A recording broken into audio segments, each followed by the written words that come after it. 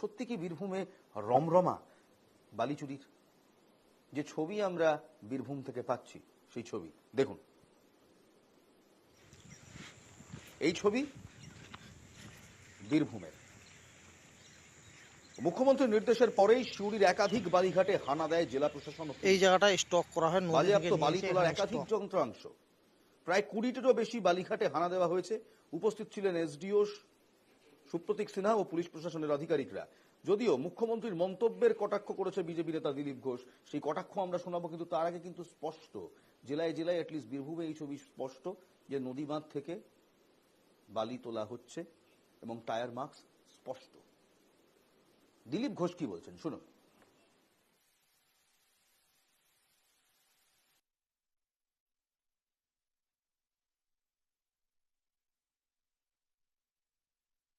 আমাদের প্রধানমন্ত্রীর ভাষায় বর্ষাতি পরে স্নান করা, এটা মুখ্যমন্ত্রী ভালো জানেন।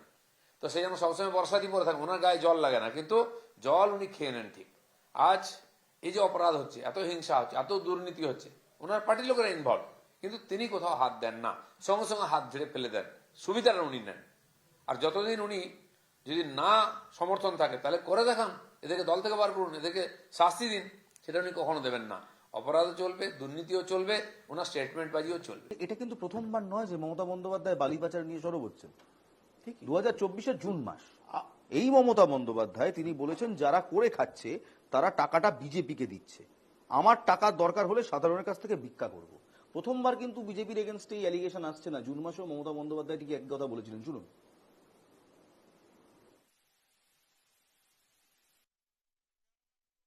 কিন্তু লোকাল স্মাগলাররা, ল্যান্ড মাফিয়ারা, স্যান্ড মাফিয়ারা, তারা এটা করে খাচ্ছে।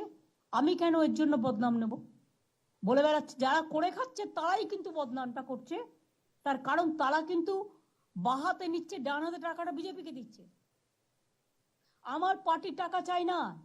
আমি পরিষ্কার মিটিংয়ে আগেও বলেছি, এখনো বলছি, আমার দরকার হলে আমি লোকের কাছে ভিক্ষা করে নেব, কিন্তু আমি গভর্নমেন্টের মানি নিয়ে কোনোদিন কাজ করি না। এক পয়সা নেয় না। এমনকি সেন্ট্রালিও আমি শুনেছি গভর্নমেন্ট অফ ইন্ডিয়ার অফিসাররা গেলেই কি পার্সেন্ট কমিশন খায়। এটা যেন আমাদের এখানে না হয়। আমরা যখন ডিসেম্বর মাসে 10ই ডিসেম্বর বীরভূমের হাল হকিকত দেখার জন্য বীরভূমে গেলাম, তখন সেখানকার লোকাল নেতারা কি বলল, বীরভূমের স্যান্ড স্মাগলিং এই নিয়ে ওখানকার লোকাল নেতাদের বক্তব্য, তৃণমূল এবং বিজেপি। দেখুন। কংগ্রেসের জমানায় পাথর, বালি, কয়লা এইসব সিন্ডিকেট চলবে। বালি নিয়ে যে শব্দ আপনারা শুনছেন এটা নিশ্চিতভাবে ঠিক। মুখ্যমন্ত্রী বলেছে চোরকে চুরি করতে বলে গৃহস্থকে সাবধান হতে বলেছেন। বালি অবৈধভাবে তোলার বন্ধ করতে হবে, এটা মুখ্যমন্ত্রী বলেছেন।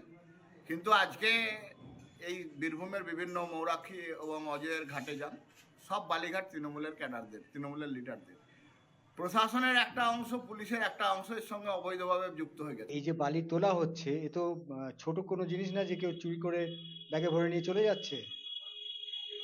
জেসিপি মেশিন লাগিয়ে বালি তুলছে, সেই বালি ট্রাক্টরে উঠছে, সেই ট্রাক্টর শহরের ওপর দিয়ে এদিকে যাচ্ছে। আপনি যদি প্রান্তিক টু কাঙ্কালি দেখেন, মানে নদী মাটি সব তুলে শেষ করে দিচ্ছে।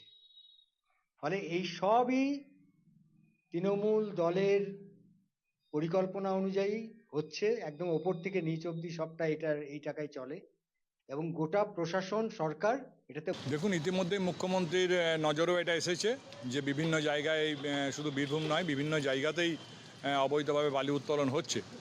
তো সেখানে কিছু কিছু জায়গায় বৈধতাও আছে, এবং পুলিশ যে সক্রিয় আপনারা দেখতে পাচ্ছেন, প্রতিদিনই প্রায় 7টা 8টা 10টা করে ট্রাক ধরা পড়ছে, গাড়ি ধরা পড়ছে, এবং তাদের বিরুদ্ধে আইনগত ব্যবস্থা নেওয়া হচ্ছে।